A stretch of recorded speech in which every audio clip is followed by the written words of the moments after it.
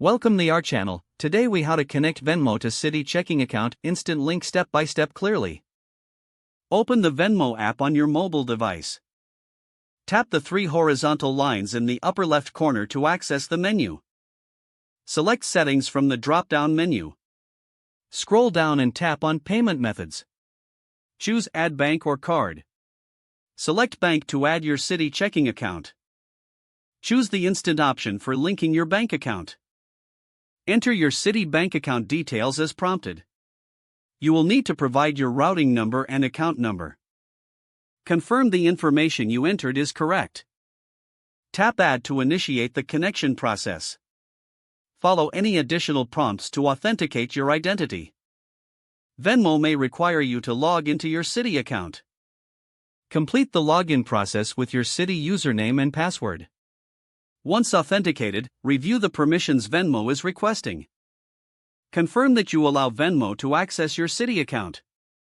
Wait for Venmo to process the connection. This may take a few moments. Once connected, you'll receive a confirmation message. Your Citi checking account is now linked to your Venmo account for instant transactions. If the page does not load, refresh the browser or try again in a private or incognito window.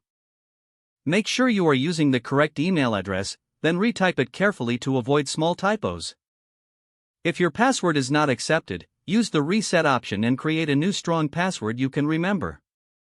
Check your spam folder for verification or security emails, then complete any requested. Enable two-factor authentication if available to improve account security and reduce unauthorized access risk.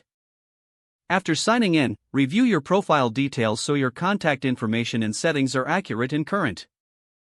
If you see an error message, note it down and try again after restarting your device and internet connection.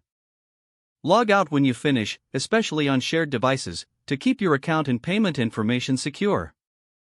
If the page does not load, refresh the browser or try again in a private or incognito window. Make sure you are using the correct email address, then retype it carefully to avoid small typos. Don't forget to like this video and subscribe to our channel for more step-by-step tech guides.